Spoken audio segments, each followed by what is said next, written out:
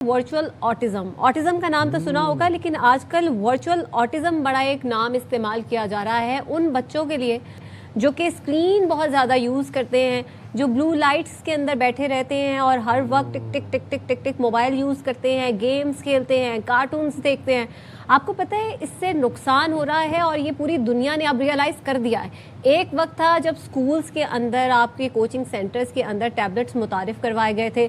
हमने देखा था कि अगर हम बाहर के मुल्कों में देखें तो वहाँ पर किताबें ख़त्म कर दी गई थी और टैबलेट्स ला के दे दिए गए थे बच्चों को कि अब आप इससे पढ़ेंगे। लेकिन now the world is realising कि कितना बड़ा डिज़ास्टर था उनके बच्चों के लिए, क्योंकि इसके बाद हमने बच्चों के बिहेवियर्स के अंदर जो खतरनाक सी चेंजेस देखी। जो बच्चे हैं वो आपस में बात नहीं करते हैं, सिर्फ मोबाइल फोन्स में लगे रहते हैं, फिजिकल उनकी कोई सरगर्मियां नहीं है ना, वो खेलते नहीं है, बात नहीं करते। बच्चों के सोशल स्किल्स जो है वो बहुत हद तक अफेक्ट हो रहे हैं, उनमें कम्युनिकेशन स्किल्स जो है वो उनके हिंडर हो रहे हैं। ऑस्ट्रेलिया ने जनाब पाबंदियां लगाई सोशल मीडिया पे, उसके बाद कल हम आपको बता रहे थे कि यूके में बड़ी सख्ती से टाइम तक डिसाइड कर दिया गया कि बच्चे जो हैं वो छोटे बच्चे जो माइनर्स हैं बिलो 18 है वो रात के टाइम फ़ोन नहीं यूज़ करेंगे, सोशल मीडिया खासतौर पर यूज़ नहीं करेंगे। माहिरीन हमें ये खबरदार कर रहे हैं कि मोबाइल फ़ोन, टैबलेट्स और जो दीगर डिजिटल आलात हैं उनका हद से ज़्यादा इस्तेमाल बच्चों की जहनी, जज्बाती और समाजी नशोनुमा को मुतासर कर सकता है। बाज़ औक़ात बच्चे दूसरों से मेल जोल कम करने लगते हैं, जिसे हम कहते हैं कि उनके सोशल स्किल्स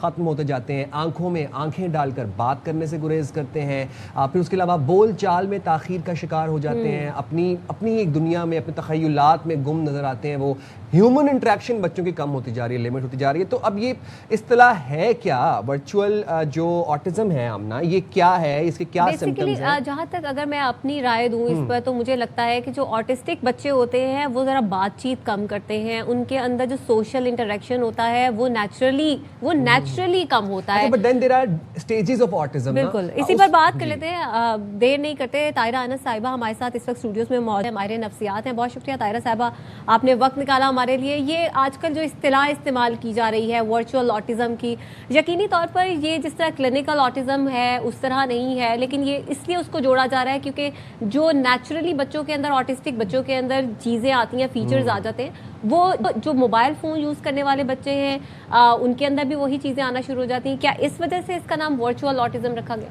हाँ देखिए, लेकिन ये इस्तिलाह है, आपने बिल्कुल सही लफ्ज़ यूज़ किया कि ये कोई क्लिनिकल प्रूवन डिसऑर्डर नहीं है, क्योंकि जब हम ऑटिज़म की बात करते हैं तो वो 1940 की दहाई से चल रहा है, वो डायग्नोस हो गया, डिफरेंट स्टेजेस में आ गया।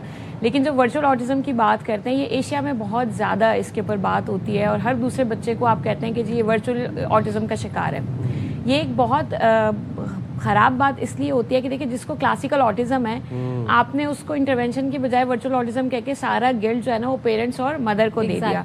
देखिए, स्क्रीन अच्छी नहीं है, मैं बहुत जिम्मेदारी से बात कह रही हूँ कि स्क्रीन अच्छी नहीं होती, और अगर आप स्क्रीन का बहुत ज़्यादा इस्तेमाल करते हैं, जंक फूड का बहुत ज़्यादा इस्तेमाल करते हैं, तो देयर आर चांसेस कि ऑटिज़म लाइक या ADHD लाइक सिम्टम्स आप एक्वायर कर लें। राइट, जैसी स्क्रीन हटती है तो वो सिम्टम्स ख़त्म हो जाते हैं। लेकिन जब हम इसको वर्चुअल ऑटिज़म कह देते हैं तो हम थोड़ा सा ऑटिस्टिक जो इंटेंसिटी है उसको बहुत डिक्रीज़ कर देते हैं। सो ये समझना बहुत ज़रूरी है कि स्क्रीन अच्छी नहीं होती, लेकिन स्क्रीन देखने से किसी को ऑटिज़म नहीं हो जाता। किसी बच्चे को स्क्रीन देखने से ऑटिज़म बहरहाल नहीं होता, लेकिन स्क्रीन आपके बच्चों के लिए अच्छी नहीं है। वो टाइम बाउंड भी होना चाहिए। आपने जैसे कहा कि सोशल मीडिया के इस्तेमाल के ऊपर बैन हुआ बिकॉज उसका आपकी सेल्फ स्टीम पे, सेल्फ इमेज के ऊपर, रियल लाइफ कम्युनिकेशन पे बहुत ज़्यादा असर पड़ता है। अगर हम खुद भी देखें साइम, अगर हम थोड़े दिन ज़्यादा फ़ोन यूज़ करते हैं तो आपको लोगों से बात करना थोड़ा सा अनकंफर्टेबल लगता है, क्योंकि स्क्रीन जो है वो बहुत प्रिडिक्टेबल होती है, आपके हाथ में होती है, आपके कंट्रोल में होती है।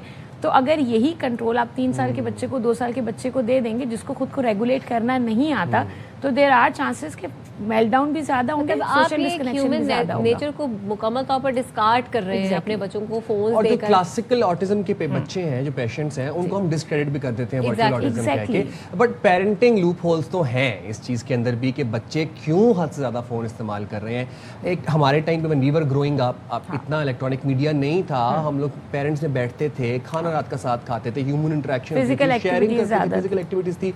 पेरेंटिंग लूप होल्स कहाँ पे है? देखिए, हमारे यहाँ मोहब्बत की जो सबसे बड़ी अलामत होती है वो बाउंड्री सेटिंग्स को ख़त्म करना है। हमें लगता है अगर हम किसी से मोहब्बत करते हैं तो हम बस बिल्कुल उसको ना कोई उसकी हद ही नहीं छोड़ेंगे।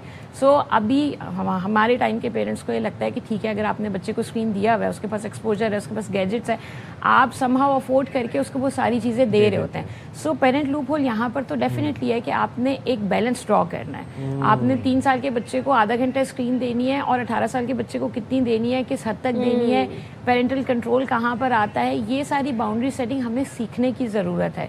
और अगेन वही बात है कि हमने अपने बचपन में भी देखा कि जो हमारे पेरेंट्स को मैं असर नहीं था, उनको लगा कि यार मैं अपने बच्चे को हद से ज़्यादा दे दूँ। हमने भी ये लगता है कि हमारे टाइम पे गैजेट्स इस तरह से नहीं थे, अब के बच्चों के लिए बहुत नीडेड है, विच इज़ वेरी ट्रू।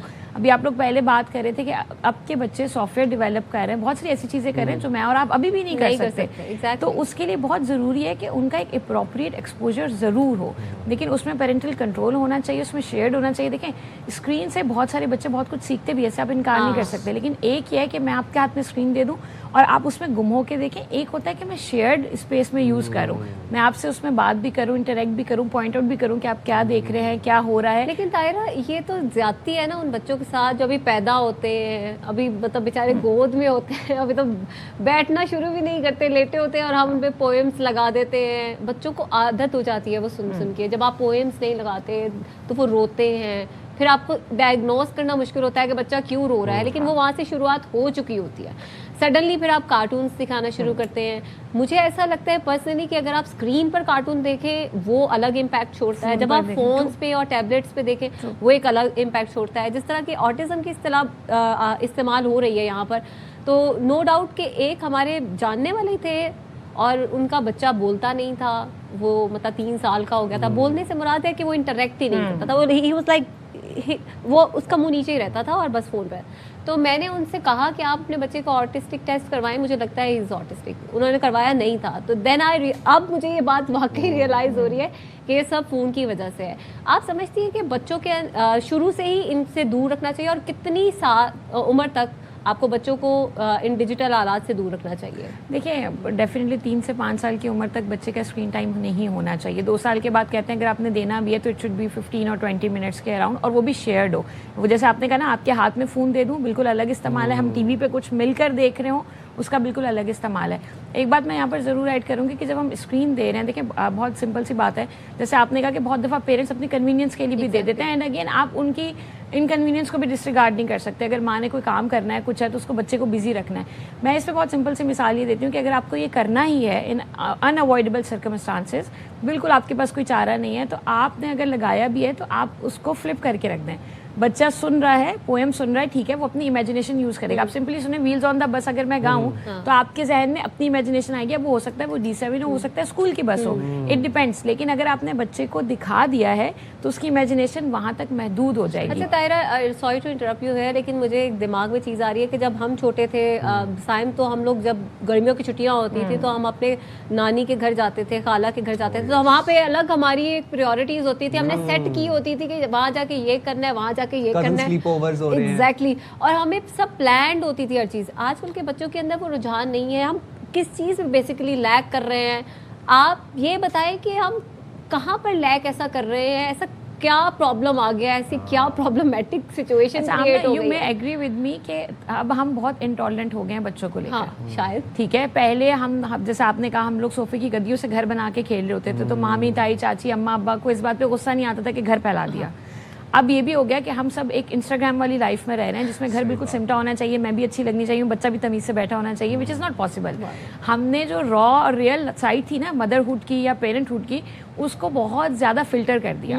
देखिए, अभी भी बच्चे इकट्ठे होते हैं, लेकिन वो क्या करते हैं, मोबाइल पे खेलते हैं, क्योंकि अगर 10 बच्चे घर में भाग रहे हैं तो मामी को, अम्मा को, अब्बा को, दादा, नानी, सबको बुरा लगता है। मेरा भी तो फ़ोन टाइम डिस्टर्ब हो रहा है ना, तो मुझे होता है कि यार मैं अपना काम करी, तुम भी बैठ के कर लो। सो अगर आपको बच्चे को स्क्रीन से हटाना है तो first thing you have to do is कि आपको स्क्रीन से हटना पड़ेगा, आपको फिजिकली इन्वॉल्व होना पड़ेगा, आपको इंगेज होना पड़ेगा। Monkey sees monkey do. जो आप करेंगे वो आपके बच्चे भी करेंगे, और अगर आप किताबें पढ़ेंगे आपके बच्चे किताबें पढ़ेंगे, और अब ये साइंस ने भी प्रूव कर दिया। बहुत शुक्रिया ताहिरा अनस साहब, आपने वक्त दिया, और हम यकीनी तौर पर ये कह सकते हैं कि अब आने वाले वक्तों में डिजिटल से दोबारा हम किताबों की तरफ जा रहे हैं, और हमें जाना भी चाहिए, क्योंकि जो आपकी नेचुरल हैबिट्स होती हैं वो जब चेंज हो रही होती हैं तो आपकी सोसाइटी के अंदर इसी तरह के नेगेटिव चेंजेस आते हैं।